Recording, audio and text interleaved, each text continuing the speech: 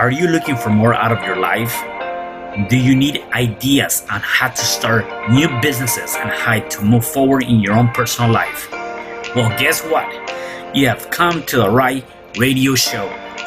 At You Can Overcome Anything podcast show, you will learn and hear from many people from all walks of life who are sharing their challenges, their stories, the habits, and the mind shifts they had to overcome to become who they are today.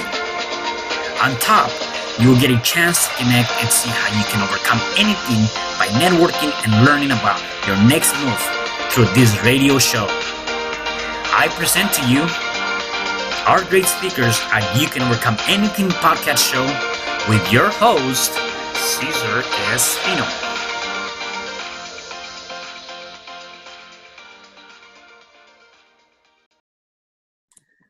Hello there and welcome back to another episode of You Can Overcome Anything podcast show. It is your host, Cesar Espino.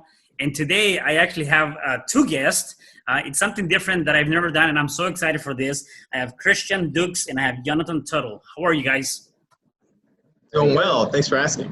Awesome. So today, I just want to dive into one of the things that we talk a lot is how we go through some different challenges and life lessons. And you guys actually have a company that has done a lot of great things throughout the last couple of years, except it wasn't always that, right? We all go through some sort of journey, and I want to understand that journey. So why don't you guys give me a little bit of, your background, your bio, to get to know you, and the listeners can get to know you. Can I go first?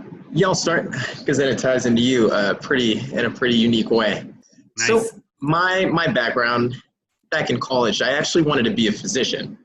So I wanted to be a physician. My father was a physician, a bunch of, family friends, physicians. So I always wanted to help people. I saw the way that my father really made an impact positively on people's lives. So I wanted to do the same thing. I saw how people looked at him, how they respected him, how they were just happy to see him. And I wanted to do the same thing. So that's where that started. But going through college, actually, it was my senior year. I realized going through these courses and everything, I would take the courses, I would study, but I wasn't really enjoying what I was doing. I was just taking in the information, basically regurgitating it back onto the exam, doing well, but I wasn't really engaged. I was just going with the motions.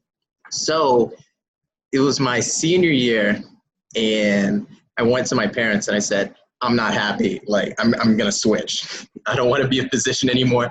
And my dad and my parents freaked. They said, it's your fourth year. What are you doing? What are you thinking? Just graduate. Look, just graduate. It'll be fine. Just graduate. And I said, no, I'm not happy. And then later on, I'm going to have this degree. And so I actually switched my focus to what I was really passionate about. And what I was doing throughout the years, I realized that I was doing investment research. I was reading financial news. I was reading all these things. And that's what I was really interested in. But I also took a couple courses in college as well, but just as electives. And that's where I was really engaged. That's where I was really asking more questions. And I was just really focusing on that more than medicine and biology and things like that. This is what I enjoyed. So eventually switched to that and just went with it. It was incredible. I was asking more questions. I was more engaged. I was doing more learning on my own, just going really, really full speed ahead with it. Eventually, after I got my finance degree, I moved to Chicago here from Texas, and I began in mortgage banking. So mortgage banking, the focus was geriatrics. So skilled nursing facilities, assisted living facilities and such. Did that for a little bit. Then I moved over to consulting for private equity. Now, private equity, they've been moving towards mobile home parks and more toward things like that. So that's really where I got kind of that exposure. But Jonathan, I actually met him when I first moved to Chicago, and he has an extensive background in mobile home parks in that whole industry. So that's where I kind of learned about it a little bit, but over the years, just hearing about it more, and then in this industry, hearing about it more and more. But eventually, I just really resonated with it, learned more from Jonathan, and then I'll let Jonathan hop in here, and then we can tie it back in again. Yeah, definitely. Yeah, so my background, grew up in a real estate family. I've always learned the work ethic from my dad. Even when I was like 5 or 6 years old, I would go door to door selling my little red wagon, selling things, just learning the value of hard work and day's work.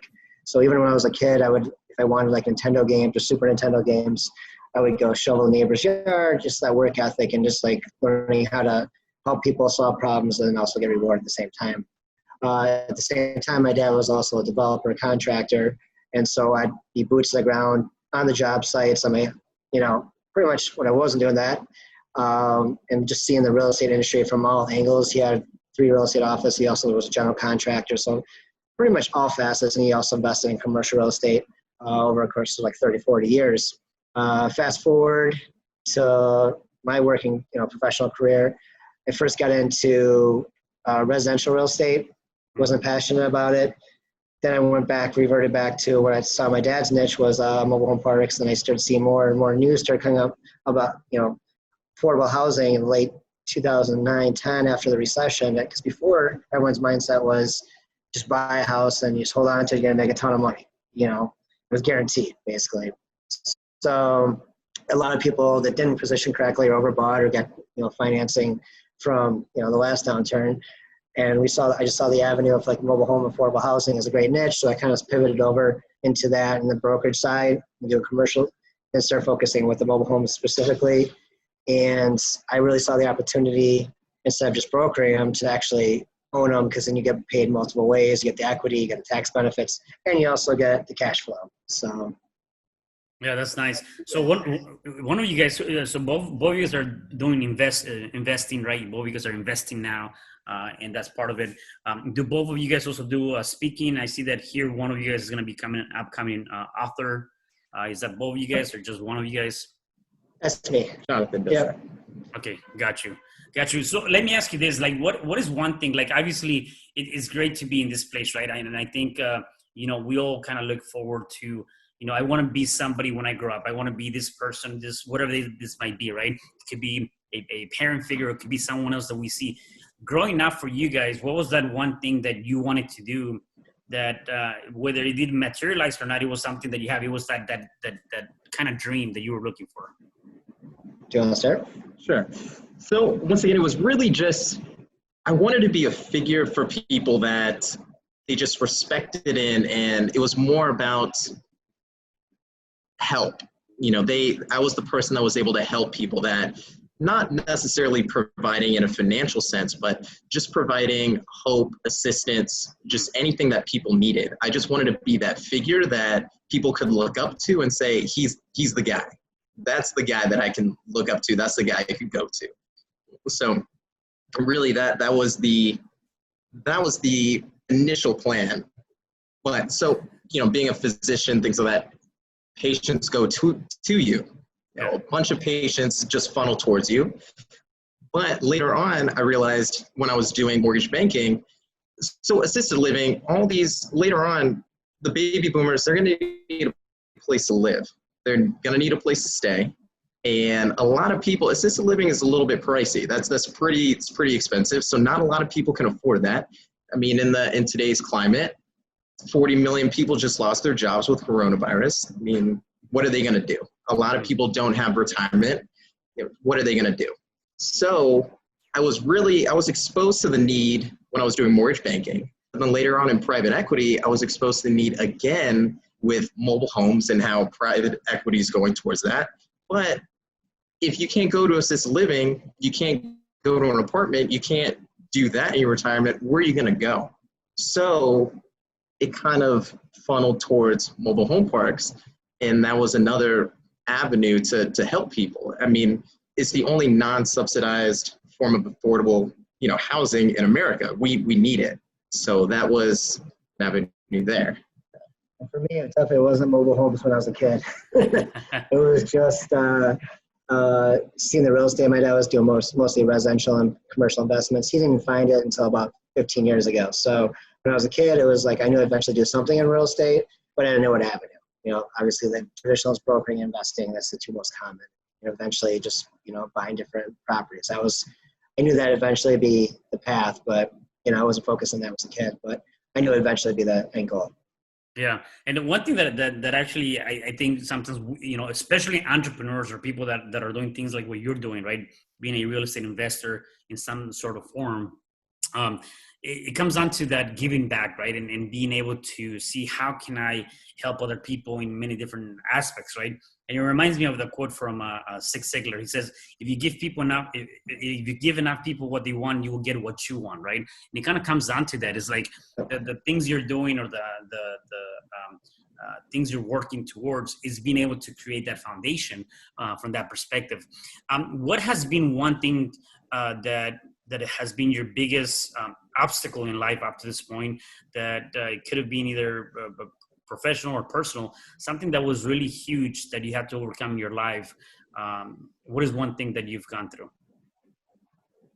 So yeah, I can start with that. I think after the last downturn, it was just a big transition because I got into real estate when everyone was getting out of real estate. And so I thought it'd be easier than it was going to be, basically. So if anybody knows, like 2009, 10, it was crazy. Like every financing dried up, listings went down, the value of the property went down. It was just a chaotic mess, basically. And that's when I got into real estate as a broker.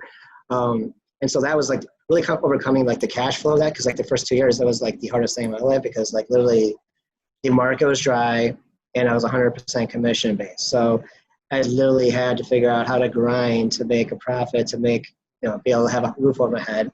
And eventually the goal was to, eventually invest. So it was probably the most challenging year of my life was like 2010, 11, because like everything that could have gone bad did go bad. yeah. Like my car got stolen, and I was trying to sell the car at the same time. Got stolen from being a valet while it was literally listed on like Carfax or all the different car websites. But basically it got stolen, and I couldn't report it as stolen. They ended up tracking to the guy's house, because then it becomes up as a stolen car, and the value of the car depreciates significantly, because then people think that it was like gutted and it was crap. So that was one hit. And then it was just like one thing after another. The girl I lived with was like for 5 years. She left me at the same time. And then my income went down from like, from the previous industry. I was in retail sales from like mid six figure, 150, 200 grand a year, to basically zero. And this is the real estate I've been going to day to day since I was 5 years old, seeing my dad. And then when I get into it, I'm like, I have the work ethic, I put in the work, and then like I can't do anything right now because the market's terrible. It was just probably the most challenging time. And just to have the grit, tenacity, perseverance, I just kept honing my skill set, kept getting mentors. And like one thing I could say, take away from this is not just in business, but just get mentors that teach you the right mindset, that teach you the value of hard work, and then being able to help problems and not have expectations. So those years and years and years of like building, grinding, and then eventually finding a solution or helping people with different problems they have, it will eventually pay off. But almost everyone you ever hear that gets through that, they have to go through that challenging years, and just don't give up. Just keep being persistent, no matter how hard the times get, because it can get really hard, and that's probably going to happen. I'm not a fortune teller, but we know there's going to be hard times coming if COVID keeps going and it kind of goes down and the world changes. Just understand that, there will be opportunities later and things will get better, but just being that tenacity, the grit, and build that muscle. And then, keep getting mentors, and just not just in business, like in life, and just keep doing the actions daily. Things will eventually fall into place.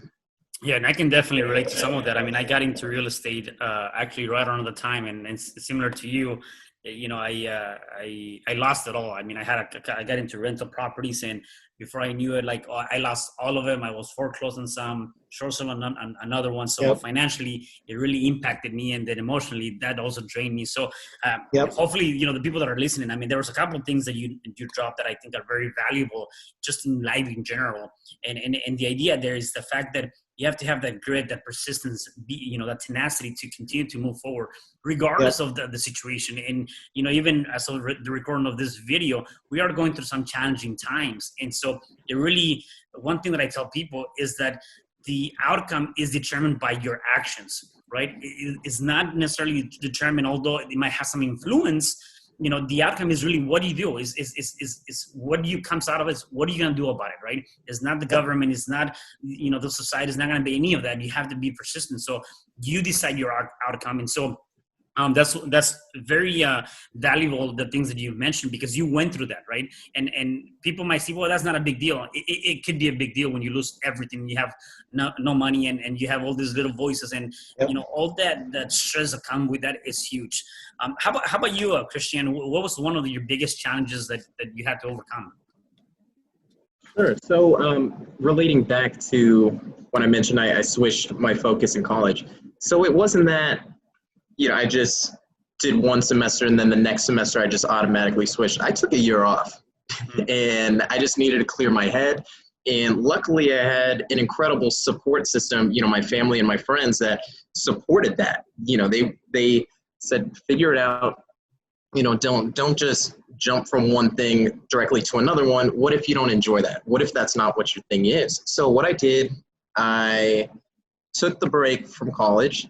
And during that time, I was working as a bartender, and just that was just to pay the bills and to get some cash flow. But beyond that, I was reading a lot.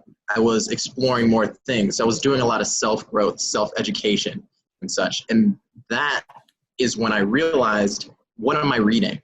What am I really interested in? What do I keep on what am I directed towards? And it was towards that focus. That's what I chose to read. It wasn't in fiction and, all these things. They're incredible. I love reading that too. But what I was going towards, what I would pick up off of this and off of that, were financial things, were things with real estate, were these other things. And I realized this is what I enjoy doing, or what I enjoy reading about. And this is what I'm kind of absorbing. I should focus on this.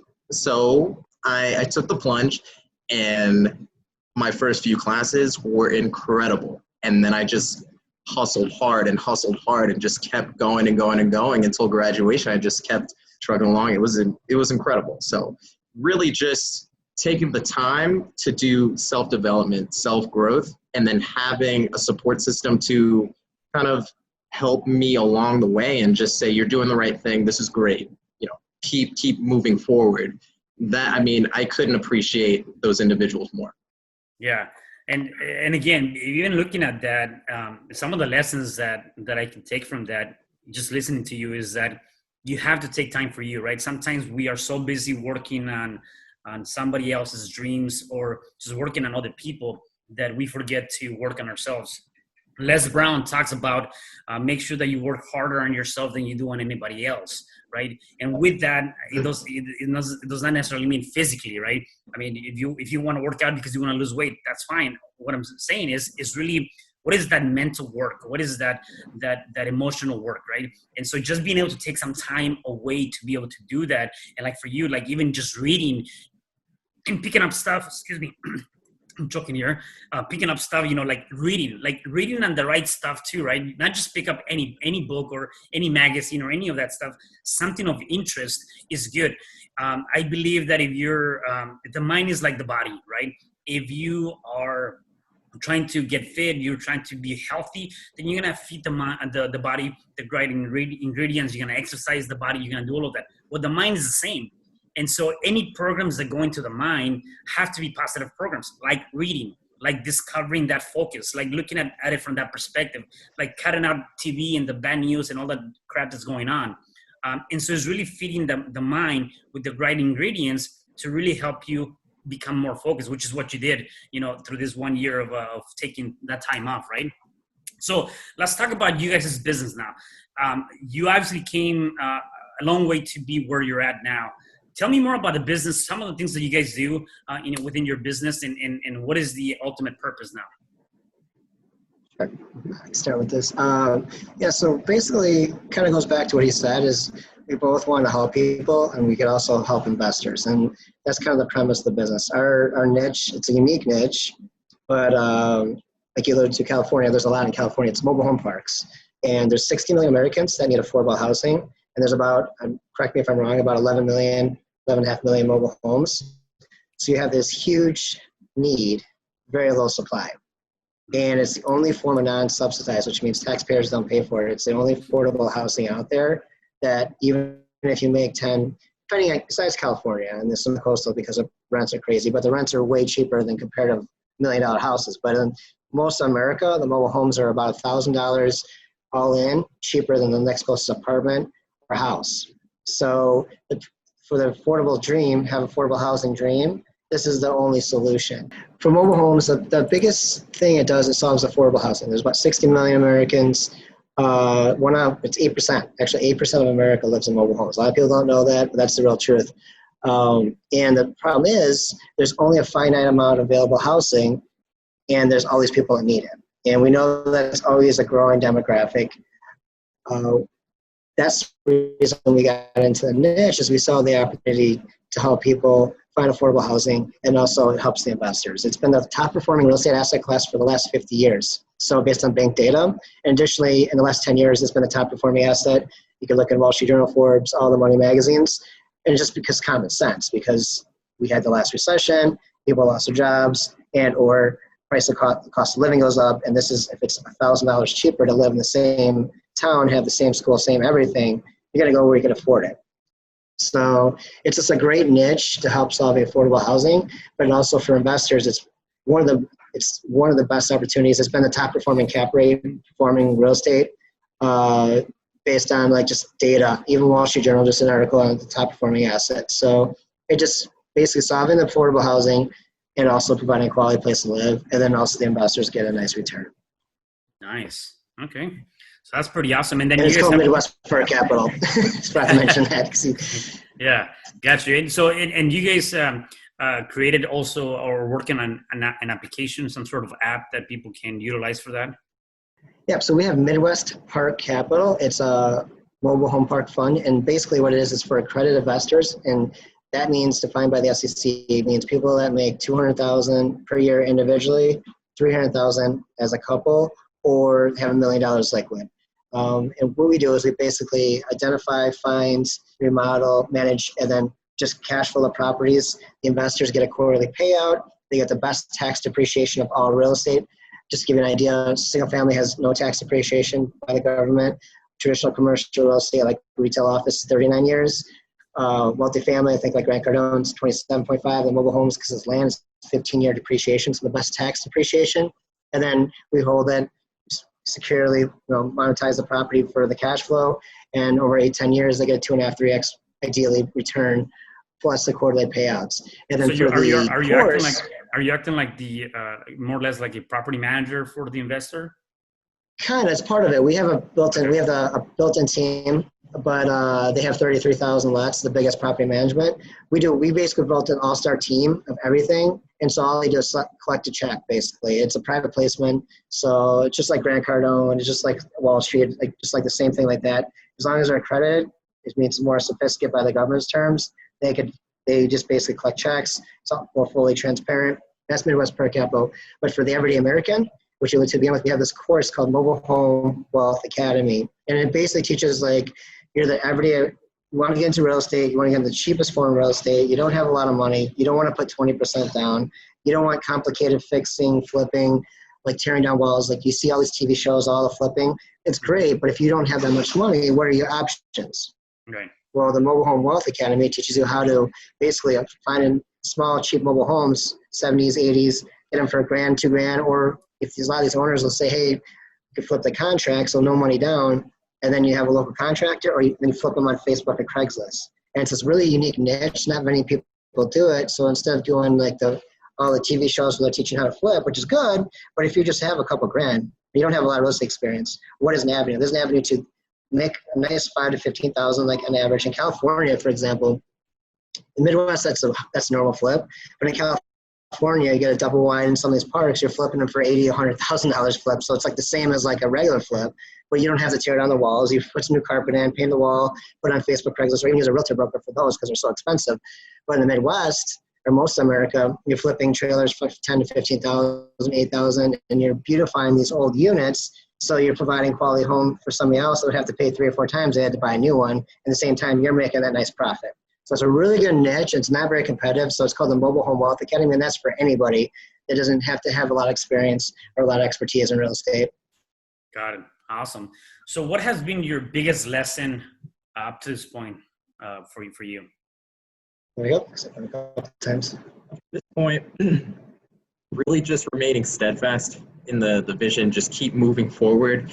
Because, of course, when we're establishing businesses and really constructing our focus, of course, there's a bunch of speed bumps and a bunch of hiccups and a bunch of potholes along the way, but just keep on moving forward and don't lose that really the vision, the positive attitude. Just don't lose that. Keep moving forward.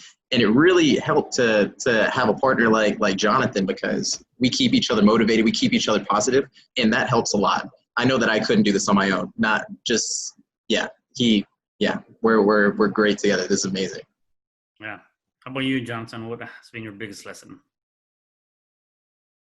The biggest lesson, kind of what he said, I think, and this is for anybody that wants, when they're first, even for business or just for life, just keep looking, taking a step back, taking a breath, see where you're at, evaluate, and then keep focused on improving whatever you can, whatever daily small task. At the end of those small tasks build up and build up. And yeah, of course, there's going to be people that screw you over. Of course, there's going to have situations that didn't go out the outcomes you wanted, but just brush them off the shoulder, and you build that muscle where it's like, hey, people are screwing me over. I'm expecting that, but when I do, keep putting the right pieces of the puzzle, and like build that tenacity and that skill set of like just understanding I'm taking steps, I'm eventually hit my goal. That's, I think, the biggest takeaway. Gotcha. That's awesome. So if people wanted to connect with you guys, how can they find you, or where do they connect with you? Sure. Yeah, we have with the 2 businesses. So Midwest Park Capital is Midwest, just like it sounds, parkcapital.com. And then we also have if you're a credit investor, you want to see the PPM, which is the offering, go to midwestparkcapitalfund.com. And then the Mobile Home Wealth Academy is mobilehomewealthacademy.com. That's just the basic page. We have 2 funnels being built right now. They're a little delayed by the funnel builders. So, because those will actually be separate domains, but it's called mobilehomewealthacademy.com. And the cool thing about that too is we're going to have like a private Facebook community so we can help people along the way, answer any questions and really help solve them. And you could either of our Facebook profiles, mine's Jonathan Tuttle Official, and what's yours? That's your name on Facebook? Yeah. The domain? Mm-hmm. Okay. Yep. I didn't know that. Got it.